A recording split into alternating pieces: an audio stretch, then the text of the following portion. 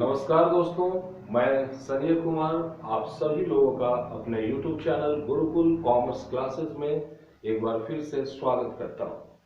दोस्तों, आज के इस क्लास में हम 12th क्लास का पहला chapter none for profit organisation, जिसको कि हम NPO कहते हैं, इस टॉपिक पे आज हम डिस्कस करने जा रहे हैं। और कोशिश ये रहेगा कि इस वीडियो के लास्ट होते होते आपको इसका पूरा कॉन्सेप्ट समझ में आ जाए। तो सबसे पहले आपके दिमाग में एक बात ये आता होगा कि ये NPO आखिर होता क्या है, क्या कहते हैं, इसका टर्म क्या है, आखिर इसकी जरूरत क्या पड़ी।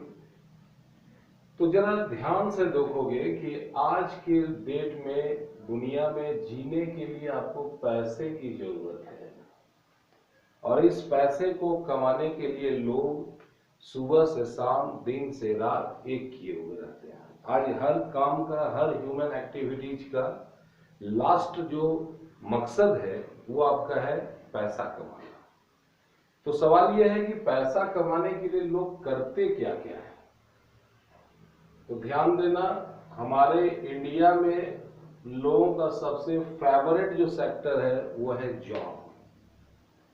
कुछ भी करो, नौकरी मिले। अब अगर ये नौकरी मोबाइल के नंबर जैसा डिजिट में सैलरी दे तब तो चांदी है, अगर उससे कम है तो लाइफ घिसते चला जाता है। लोग चाहते हैं कि एक बेहतर नौकरी हो और सारा एजुकेशन फोकस करता है इसी बात पर कि एक बेहतरीन जॉब आपके पास हो। उसके बाद अगर जॉब नहीं मिल पाता है जिन लोगों को, वे लोग बिजनेस करना पसंद करते हैं, बिजनेस करना।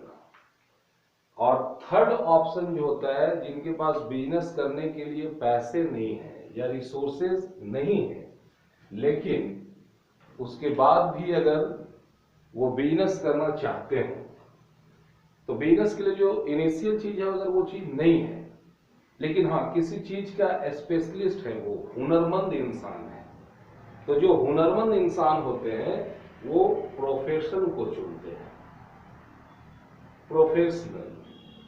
जैसे देखोगे कि कोई अगर एक टेम्पू चला रहा है, ऑटो चला रहा है, तो ऑटो चलाना हर लोगों की बस की बात नहीं है, उसके लिए एक स्पेशल नॉलेज चाहिए। आप अगर एक ट्रक चला रहे हैं तो उसके लिए नॉलेज चाहिए। आप अगर डॉक्टर हैं तो उसके लिए एक स्पेशलाइजेशन चाहिए। अगर आप इंजीनियर हैं तो भी उसके लिए आपको स्पेशलाइजेशन चाहिए। लेकिन इस सब के अलावा भी एक और क्षेत्र ऐसा है जहां पर लोगों का रिलेशन जो होता है वो सर्विस से होता है। NPO के अंदर हम बात करेंगे प्रोफेशनल और सर्विसेज से। लोग जब आप बाजार में जाते हैं तो दो तरह का चीज मिलता है, एक होता है जो सामान होता है और एक होता है जो सर्विस होता है। आप डॉक्टर के पास आए हो तो डॉक्टर आपको सामान दे रहा है या अपना सर्विस दे रहा है? सर्विस दे रहा है। अगर आप हमारे पास यहाँ इस चैनल के माध्यम से जुड़े हैं तो मैं आपको कोई गुड्स दे रहा हूँ, एसेट दे रहा हूँ, या फिर अपना सर्विस दे रहा हूँ? सर्विस दे रहा हूँ। तो इस सर्विस के अगेंस्ट में जो फीस मेरे को मिलता है, उसी फीस से मैं अपना लाइफ का हर रिक्वायरमेंट को पूरा करता हूँ। और मेरा इनकम कितना हुआ, कैसा हुआ, ये सिर्फ मैं जानता हूँ। या आपको कभी याद है कि किसी डॉक्टर के पास आप गए हो और काउंटर में फीस जमा किए 500, तो क्या उस 500 का रसीद कभी देता है डॉक्टर? नहीं। अब जो डॉक्टर के पास, कोई वकील कोई फीस का रसीद देता है क्या? नहीं। लेकिन ये डॉक्टर, वकील, इंजीनियर, लॉयर, टीचर्स जो हैं, जो बिना रसीद के लाखों करोड़ों का डीलिंग करते हैं, तो आखिर इनका भी तो इनकम हो रहा है। इनके इनकम पर इनको टैक्स देना होगा या नहीं देना होगा? देना होगा। भारत सरकार पूछेगा बताओ तुम्हारा इनकम कितना है। कोई बोला कि मेरा इनकम 1 लाख रुपया पर मंथ है, तो बोलेगा 30% टैक्स दो, 30,000 भारत सरकार को देगा। उसी का दोस्त से पूछा तेरा इनकम कितना है, वो बोला मेरा 3,000 महीना का है, बोला 30% टैक्स दो, तो 3,000 का 30% 900 रुपया। और ये एक्चुअल में बात ऐसा है कि दोनों लाख रुपया कमाते हैं। तो यहां पर जो बंदा अपना इनकम को छुपा करके कम कर दिया, उसको टैक्स कम देना पड़ा, और जो अपना सही सही इनकम बताया उसको ज्यादा टैक्स देना पड़ा। अब सरकार बनाया रोड, तो इस रोड में वो भी चलता है जो टैक्स देता है, वो भी चलता है जो नहीं देता है, जो कम देता है वो भी चलता है, जो ज्यादा देता है वो भी चलता है। अब इसका नतीजा ये हो जाता है कि पूरे देश में भ्रष्टाचार और करप्शन फैलना चालू हो जाता है। लोग जानते हैं कि सरकार को धोखा दो और अपना जेब भरो, और ये अक्सर ऐसा होते रहता है। तो ऐसे फ्रॉड और करप्शन को रोकने के लिए ये जो प्रोफेशनल लोग हैं, डॉक्टर, टीचर्स, इंजीनियर्स, समाज सेवी, पॉलिटिकल पार्टीज के जो लीडर्स हैं, नेता लोग जो हैं, सरकारी ऑफिसर जो हैं, ब्यूरोक्रेट्स लोग हैं, इन तमाम लोगों का आखिर एक्चुअल इनकम हुआ कितना, इस इनकम पर अगर मालूम चलेगा कि एक्चुअल इनकम कितना हुआ, तब ना इसमें हम टैक्स लगाएंगे। तो ऐसे लोगों पर टैक्स कितना चार्ज होगा, मेन मकसद वही जानना होता है। और साथ ही साथ ये जानना होता है कि कोई भी, और इसके अलावा ऑर्गेनाइजेशन जहां पे सर्विसेज दिया जाता है, किसी मंदिर में जाते हैं, मस्जिद में जाते हैं, गुरुद्वारे में जाते हैं, तो यहाँ पे आप देते तो बहुत कुछ हो, लेकिन आपको जो मिलता है क्या उसको आप तौल के बता सकते हो कि बजरंगबली के मंदिर में गया तो 1 किलो दुआ मिला, आशीर्वाद मिला? नहीं, आप सिर्फ दे रहे हैं। तो लेकिन ऐसे जो मंदिर है, एक एक मंदिर ऐसा इतना है जहां करोड़ों का चढ़ावा हर साल चढ़ता है, ताकि उस मंदिर के मेंटेनेंस में भी तो कुछ खर्च होता होगा। तो उस मंदिर का इनकम और एक्सपेंडिचर कितना है? बहुत से गुरुद्वारे ऐसे हैं, बहुत से मस्जिद ऐसे हैं, चर्च है, बहुत सी राजनीतिक पार्टियां हैं, भाजपा, कांग्रेस, आप तो सुने होंगे, जहां पे सिर्फ एक स्टेट के इलेक्शन में लोग हजारों करोड़ उड़ा देते हैं। और जहां तक मेरे को लगता है कि अगर ये 1000 करोड़ रुपया हर आदमी के बीच में 5-5 लाख बांट देना सब पार्टी लोग, तो सब जितना पब्लिक वोटर है सब लखपति हो जाए। लेकिन सवाल है कि एक इलेक्शन में हजारों करोड़ खत्म हो जाता है, ताकि वो जाता कहां है? ये करप्शन का पैसा है। ऐसे लोगों पर नकेल कसने के लिए, उनका लगाम लगाने के लिए, उनको जानने के लिए एक अकाउंटिंग सिस्टम को डेवलप किया गया है, जिसको हम लोग बोलते हैं नॉन फॉर प्रॉफिट ऑर्गेनाइजेशन। तो बताओ, स्कूल एनपीओ का हिस्सा है या नहीं है? है। क्यों? क्योंकि बदले में वहां से क्या मिलेगा पता नहीं है, लेकिन महीने महीने हम क्या दे रहे हैं ये मेरे को पता है। तो स्कूल हमको सर्विस देता है या हमको गुड्स देता है? सर्विस देता है। हॉस्पिटल, वो भी है। इंस्टीट्यूट, वो भी है। तो ये सब क्या है? अब बताओ कि टाटा कंपनी ये एनपीओ का हिस्सा है कि नहीं? टाटा कंपनी क्या समाज सेवा करता है या बिजनेस करता है? बिजनेस करता है। तो वो बिजनेस है, वो एनपीओ नहीं है। तो ये डिसाइड हो जाना चाहिए। तो आशा करते हैं एनपीओ क्या होता है ये बात समझ में आया। ध्यान देना, यहाँ पे लोग गुड्स नहीं बेचते हैं, यहाँ पे अपना ये लोग सर्विस प्रोवाइड करते हैं। तो आखिर सर्विस जब प्रोवाइड करेंगे तो इनके पास कुछ पैसा आना चाहिए, आया होगा कि नहीं आया होगा? और साथ ही साथ मेंटेन करने के लिए कुछ पैसे को खर्च भी करना होगा। तो एक वर्ड आता है यहाँ पे, रिसिप्ट्स और पेमेंट। किसी भी ऑर्गेनाइजेशन में जाओ और जाकर बोलो कि बताओ आपके पास पैसा अगर आया तो कहां कहां से आया और कितना कितना आया मेरे को बता दो। और साथ ही ये पूछो कि आपका पैसा खर्च कितना हुआ। अगर मान लो किसी के पास 1 लाख रुपया आया और उसमें से 70,000 खर्च हो गया, तो कितना बचा होगा उसके पास? 30,000। कितना बचा होगा? 30,000 बचा होगा। तो बोलेगा अभी 30,000 पर टैक्स दो।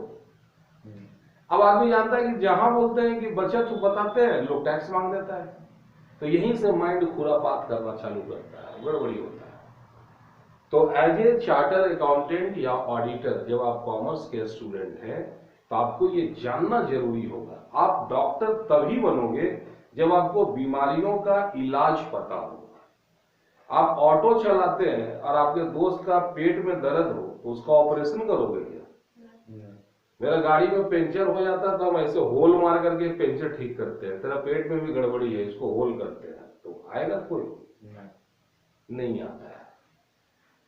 तो कहने का मतलब ये है कि जब आप अकाउंटेंट बनेंगे तो आपको ये मालूम होना चाहिए कि एक ऑर्गेनाइजेशन में कितना पैसा आ सकता है और कहां कहां से आ सकता है। और दूसरी बात, अगर ये पैसा जा रहा है तो कहां कहां जा रहा है। तो पैसा जहां जहां से आएगा उसको बोलेंगे रिसिप्ट्स, और पैसा जहां जहां जाएगा उसको बोलेंगे पेमेंट। क्लियर? यस। अब देखो कि ये रिसिप्ट्स और पेमेंट जो होता है ना, ये दो तरह का होता है। एक वैसा रिसिप्ट्स होता है जो एक साल के अंदर बार बार आता है, और पेमेंट भी इसी तरह का है जो बार बार होता है। और कुछ रिसिप्ट्स ऐसे होते हैं जो 2, 4, 10, 20 साल में एक आध बार होता है। तो इसको बोलते हैं, जो एक साल में बार बार होता है उसको बोलते हैं हम लोग रेवेन्यू नेचर। क्या बोलते हैं? Revenue nature. और जो 2, 4, 10, 20 वर्षों में एक आध बार होता हो उसको बोलते हैं कैपिटल नेचर।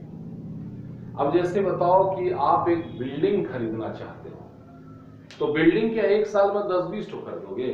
नहीं।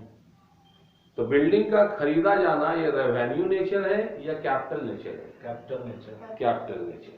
आपके घर में एक स्टाफ काम करता है और उसको सैलरी जो आप दोगे वो एक साल में बार बार दोगे या एक ही बार दोगे, पूरा जिंदगी भर के लिए हो गया? बार बार साल में।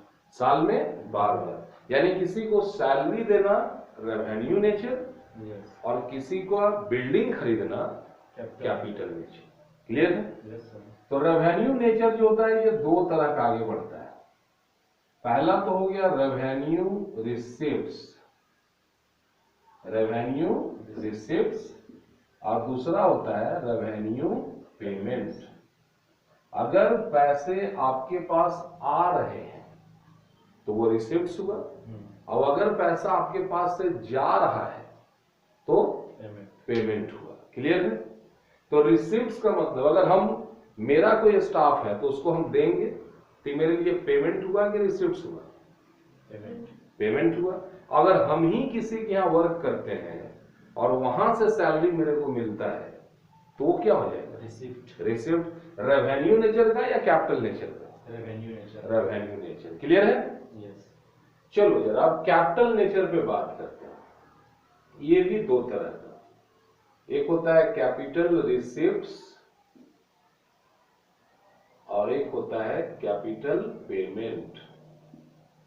कैपिटल रिसिप्ट्स का मतलब हुआ वो पैसा जो बहुत दिनों के बाद आपको मिलेगा, स्पेशल टाइप का हो, मिल गया एक बार तो फिर ज्यादा आशा नहीं करना है, वो क्या कैपिटल रिसिप्ट्स। और कैपिटल पेमेंट जो आपको बहुत दिनों के बाद देना पड़ेगा, जो रोज रोज देना है वो रेवेन्यू, और जो बहुत दिनों के बाद लेना देना है वो कैपिटल। क्लियर है? तो ये जो कैपिटल रिसिप्ट्स है ये एक तरह से लायबिलिटी कहलाता है। अकाउंटिंग टर्म में चलोगे तो ये लायबिलिटी कहलाएगा, और कैपिटल पेमेंट जो है वो एसेट्स कहलाता है। रेवेन्यू रिसीव्स जो होता है वो इनकम कहलाता है, और रेवेन्यू पेमेंट जो है वो एक्सपेंसेज कहलाता है।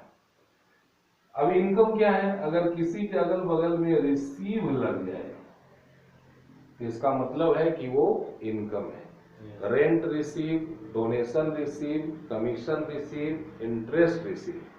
और अगर किसी के अगल बगल में पेड लग जाए तो एक तरह से वो खर्च, मतलब जब पैसा आपके पास आ रहा है तो रिसीव्स, और पैसा जब जा रहा है तो पेमेंट।